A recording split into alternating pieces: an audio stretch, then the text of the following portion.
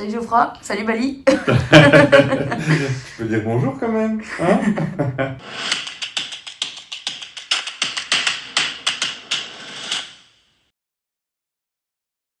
Alors, le sujet aujourd'hui, ça va être le fait de survivre dans un marché difficile, financement par capital risque. On constate pour le moment que le marché est vraiment très difficile au niveau des levées de fonds. Je suis Geoffroy Moreau, CEO fondateur du cabinet stratégique et financier Ecofin. On accompagne pas mal d'entrepreneurs en levée de fonds à partir de 3 millions d'euros jusqu'à typiquement 10 millions d'euros.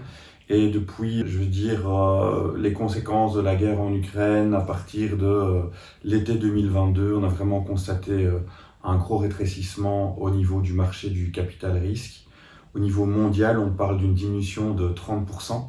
Ça a encore été relaté dans un article publié par Forbes il y a vraiment peu de temps.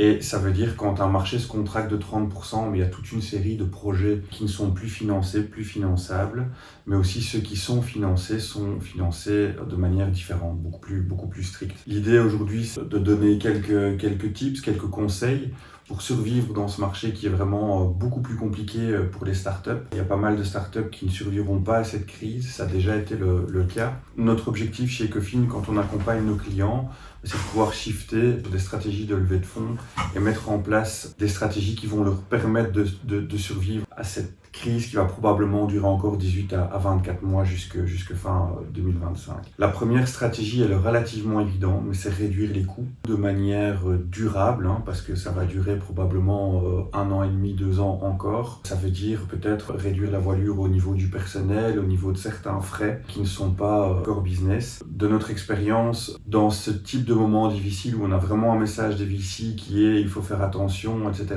Montrer un plan d'affaires où on est un peu dispendieux avec certaines dépenses, mais franchement c'est pas très bon. De toute façon pour la boîte elle-même c'est compliqué. Le deuxième élément, ce qu'on fait, c'est qu'on accompagne nos clients dans la révision de leur plan d'affaires. Peut-être qu'ils sont sur un objectif de lever 3 millions d'euros, 4 millions d'euros, 5 millions d'euros. Et typiquement, on va réduire le besoin en disant, OK, comment on peut faire pour réduire le besoin à 1 million, 1,5 million pour vraiment passer cette période, et on va peut-être revoir les ambitions de croissance. Ce qui est certain, c'est qu'il ne faut pas se dire qu'on va faire mieux que les autres. Le marché, il est le même pour tout le monde. On n'est pas spécialement meilleur que les autres. On ne peut pas systématiquement battre le marché. Donc, il faut vraiment adapter son plan d'affaires. Évidemment, il y a certains secteurs qui, pour le moment, sont assez hype. On va parler de l'intelligence artificielle et surtout comment l'intelligence peut booster la productivité de certains services. Ce sont des secteurs sur lesquels les VC se concentrent. Tout ce qui concerne aussi le développement durable, ce que je vais appeler aussi l'ubérisation du retail et de la distribution, puisque le retail physique est en difficulté et on est en train de voir des solutions mixtes pour aider quelque part le retail à s'ubériser. Mais vraiment, voilà, si vous n'êtes pas dans l'intelligence artificielle, si vous n'êtes pas dans le développement durable de manière assez importante, ou quelques secteurs qui ont le vent en poupe pour le moment, clairement, il faut restreindre les ambitions, diminuer le besoin de cash.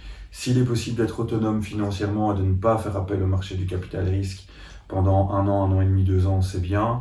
Mais si vous en avez vraiment besoin, adaptez votre stratégie, c'est crucial pour la pérennité, la survie et le futur de votre boîte. En conclusion, j'espère que ces petits commentaires vous auront permis de réfléchir à des solutions qui seraient adaptées à vous. On va maintenant, dans la prochaine capsule, proposer des solutions de financement et surtout la manière de conserver la relation avec les VC. C'est pas parce qu'ils ne vous financent pas aujourd'hui qu'ils peuvent pas vous financer demain. Gardez vraiment en tête que ces stratégies sont à mettre en place de manière profonde et sur le long terme. Ce sont pas des stratégies temporaires, ce sont des stratégies qui vont vraiment permettre à votre entreprise d'assurer sa pérennité.